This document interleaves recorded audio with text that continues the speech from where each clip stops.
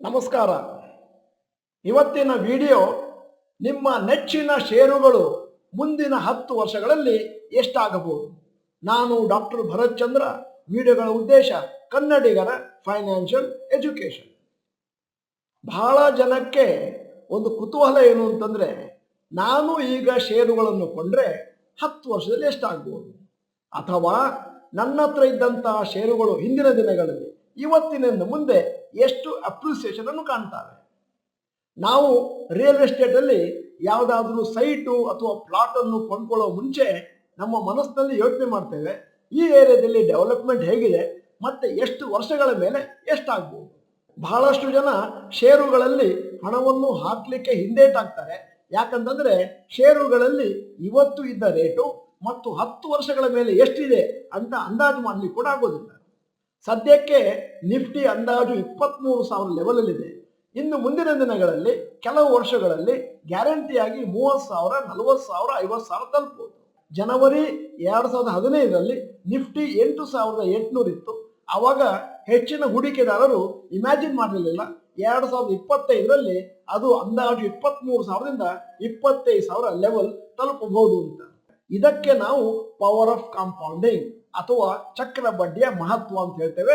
ಇದು ದೀರ್ಘಾವಧಿ ಹೂಡಿಕೆ ಒಂದು ಒಳ್ಳೆಯ ಉದಾಹರಣೆ.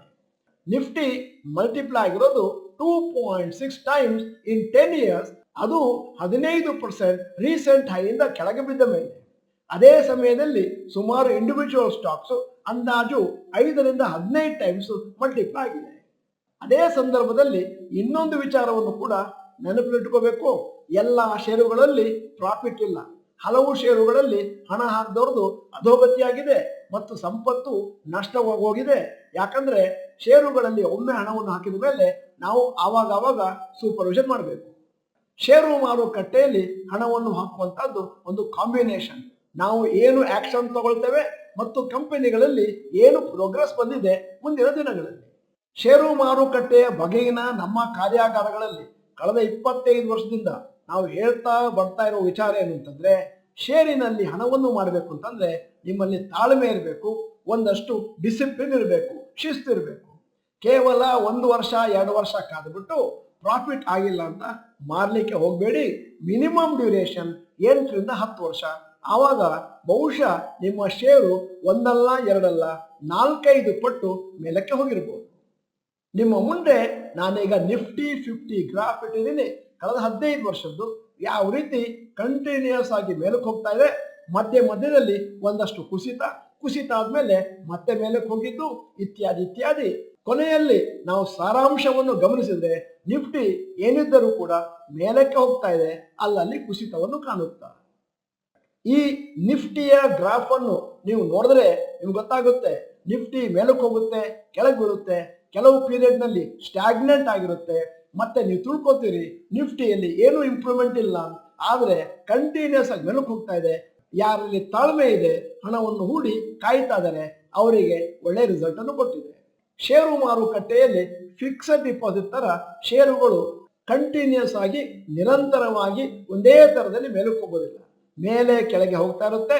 ಅಂದ್ರೆ ಕೊನೆಯಲ್ಲಿ ಒಳ್ಳೆಯ ಲಾಭ ಬರುತ್ತೆ. ಅಂದರೆ ನೀವು 8,000ದಿಂದ 23,000 ಷೇರು ಮಾರುಕಟ್ಟೆಯ ನಿಫ್ಟಿಯ ಪ್ರಯಾಣವನ್ನು ನೋಡಿದ್ರೆ ಅಲ್ಲಿ ಬೇಕಾದಷ್ಟು ಅಪ್ಸ್ ಅಂಡ್ ಡೌನ್ಸ್ ಇದೆ.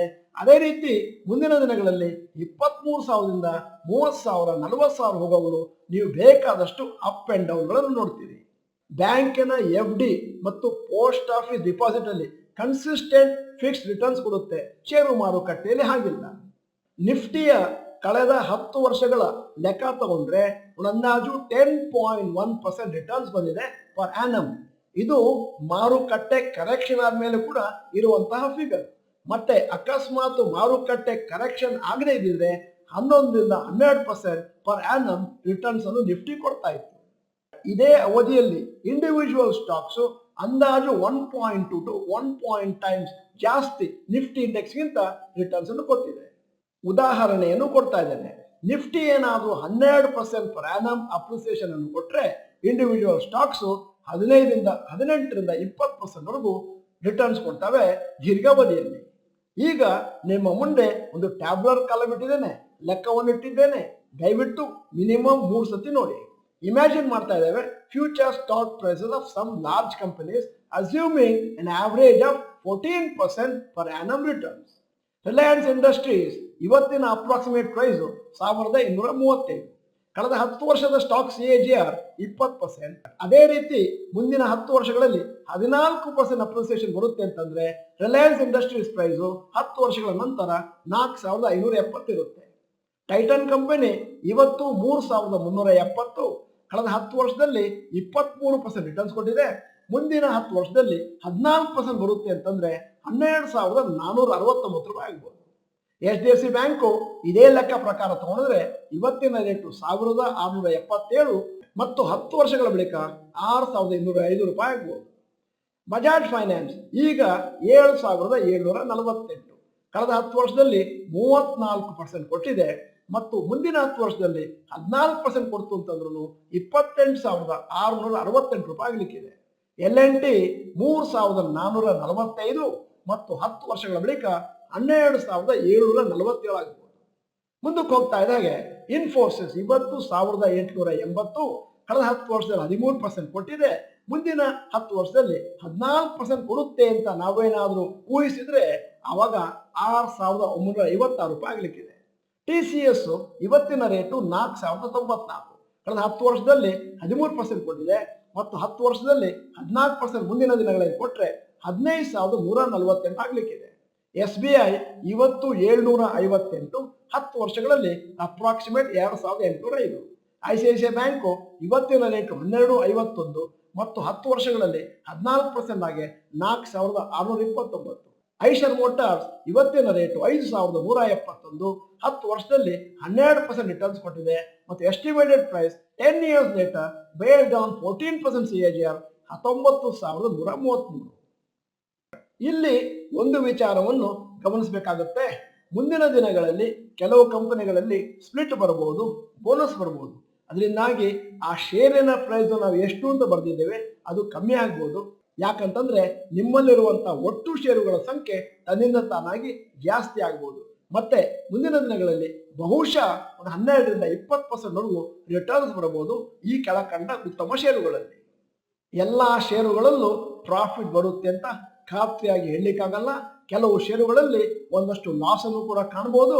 ಅದಕ್ಕೋಸ್ಕರ ನೀವು 3 ತಿಂಗಳಿಗೊಮ್ಮೆ ಷೇರುಗಳನ್ನು ಮಾನಿಟರ್ ಮಾಡಬೇಕಾಗುತ್ತೆ. ಮುಂದಿನ 10 ವರ್ಷಗಳ ಮೇಲೆ ಈ ಷೇರಿನ ಮೇಲೆ ಇಷ್ಟಿರಬಹುದು ಅಂತ ನಾವು ಊಹೆಯಿಂದ ಹೇಳಬೇಕಾದ್ರೆ ಬಹಳ ಜನ ತಮಾಷೆ ಮಾಡ್ತಾರೆ. ಇಷ್ಟು ಮೇಲಕ್ಕೆ ಹೋಗ್ಲಿಕ್ಕೆ ಸಾಧ್ಯ ಇಲ್ಲ. ಆದ್ರೆ ಒಂದು ವಿಚಾರ ತಿಳ್ಕೊಳ್ಳಿ, ಹಿಂದಿನ ದಿನಗಳಲ್ಲಿ ಟೈಟನ್ ಇದ್ದದ್ದು 200-300 ರೂಪಾಯಿ, ರಿಲಯನ್ಸ್ ಇದ್ದದ್ದು 200-300 ರೂಪಾಯಿ, L&T ಇದ್ದದ್ದು ಕೇವಲ 750-800. ಮತ್ತೆ ಇಂದಿನ ದಿನಗಳಲ್ಲಿ ಮೇಲಕ್ಕೆ ಹೋದಾಗ ಎಷ್ಟು ಮೇಲಕ್ಕೆ ಹೋಗಿದೆ ಅಂತ ಊಹಿಸ್ಕೊಳ್ಳಿಕ್ಕೂ ಕಷ್ಟ ಆಗುತ್ತೆ. ಇದೇ ಉದಾಹರಣೆಯನ್ನು ರಿಯಲ್ ಎಸ್ಟೇಟ್ ಅಲ್ಲಿ ಕೊಡ್ತಾ ಇದ್ದಾರೆ. ಬಹಳ ಜನ ಹಿಂದಿನ ದಿನಗಳಲ್ಲಿ ರಿಯಲ್ ಎಸ್ಟೇಟ್ ಅನ್ನು, ಸೈಟ್ಗಳನ್ನು, ಮನೆಗಳನ್ನು ಖರೀದಿ ಮಾಡಿರಲಿಲ್ಲ. ಬಹಳ ಎಕ್ಸ್ಪೆನ್ಸಿವ್ ಆಗಿದೆ ಮತ್ತೆ ಇದರಲ್ಲಿ ಏನು ಅಪ್ರಿಸಿಯೇಷನ್ ಬರಬಹುದು ಇತ್ಯಾದಿ. ಇವತ್ತು ಆ ಸೈಟು ಅಥವಾ ಪ್ಲಾಟಿನ ಬೆಲೆಯನ್ನು ನೋಡಿದಾಗ ನಿಮ್ಗೆ ಅನ್ಸುತ್ತೆ ನಾನು ಅಂದಿನ ದಿನಗಳಲ್ಲಿ ತಪ್ಪು ಮಾಡಿದೆ.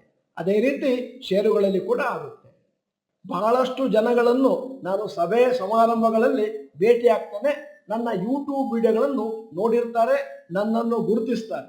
ಆಮೇಲೆ ಹೇಳ್ತಾರೆ, ಸರ್ ನಾನು ರಿಲಯನ್ಸು 300 ರೂಪಾಯಿ ಇದ್ದಾಗ ಮಾರ್ಕೊಂಡೆ, ನಾನು ಟೈಟನ್ 600 ರೂಪಾಯಿ ಇದ್ದಾಗ ಮಾರ್ಕೊಂಡೆ, ನಾನು L&Tನ 600 ರೂಪಾಯಿಗೆ ಮಾರ್ಕೊಂಡೆ, ಈಗ ಇಷ್ಟು ಮೇಲಕ್ಕೆ ಹೋಗಿದೆ ಅಂತ.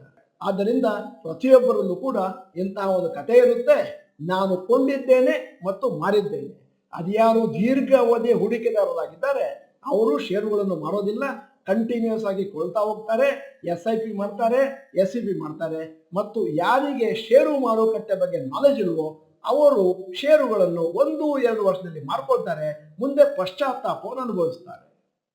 ದೀರ್ಘ ಅವಧಿಯ ಹೂಡಿಕೆದಾರರಿಗೆ ಚೆನ್ನಾಗಿ ಗೊತ್ತಿರೋ ವಿಚಾರ ಏನು ಅಂತಂದ್ರೆ, ಫಂಡಮೆಂಟಲಿ ಸ್ಟ್ರಾಂಗ್ ಆಗಿರುವ ಷೇರುಗಳನ್ನು ಕೊಳ್ಳಬೇಕು.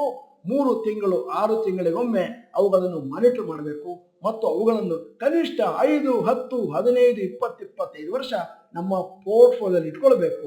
ಆವಾಗ ಸಂಪತ್ತಿನ ಕ್ರೋಢೀಕರಣ ಆಗುತ್ತೆ. ವಿಡಿಯೋದ ಕೊನೆಯಲ್ಲಿ ಇವತ್ತಿನ ವಿಡಿಯೋಗೆ ಸಂಬಂಧಪಟ್ಟ ಹಾಗೆ ಒಂದು ಪ್ರಶ್ನೆ ಕೇಳ್ತಾ ಇದ್ದೇನೆ. ನಿಮ್ಮ ಓವರ್ ಆಲ್ ಪೋರ್ಟ್ಫೋಲಿಯೋ ಮುಂದಿನ 10 ವರ್ಷಗಳಲ್ಲಿ ಎಷ್ಟು ಪರ್ಸೆಂಟೇಜ್ ಮೇಲಕ್ಕೆ ಹೋಗುತ್ತೆ ಅಂತ ನಿಮ್ಮ ನಿರೀಕ್ಷೆ ಇದೆ? ದಯವಿಟ್ಟು ಆ ಪರ್ಸಂಟೇಜನ್ನು ನೀವು ನಮ್ಮ ಚಾಟ್ ಬಾಕ್ಸ್ನಲ್ಲಿ ಟೈಪ್ ಮಾಡಿ. ನೀವು ಡಾಕ್ಟರ್ ಭರತ್ ಚಂದ್ರ ಇನ್ಸ್ಟಿಟ್ಯೂಟ್ ಕನ್ನಡ ಚಾನೆಲ್ ಮೆಂಬರ್ ಅಲ್ಲ ಅಂತಂದ್ರೆ ಇದೀಗ ಸಮಯ. ಸಬ್ಸ್ಕ್ರಿಪ್ಷನ್ ಬಟನ್, ಬೆಲ್ ಐಕಾನ್ ಒತ್ತಿ. ವಿಡಿಯೋ ಚೆನ್ನಾಗಿದ್ರೆ ಲೈಕ್ ಬಟನ್ ಒತ್ತೋದನ್ನು ಮರಿಬೇಡಿ. ವಿಡಿಯೋನ ನಿಮ್ಮ ಎಲ್ಲ ಸ್ನೇಹಿತರಿಗೂ ಫಾರ್ವರ್ಡ್ ಮಾಡಿ. ವಿಡಿಯೋನ ಸಂಪೂರ್ಣವಾಗಿ ನೋಡಿದ್ದಕ್ಕೆ ಧನ್ಯವಾದಗಳು. ನಮಸ್ಕಾರ.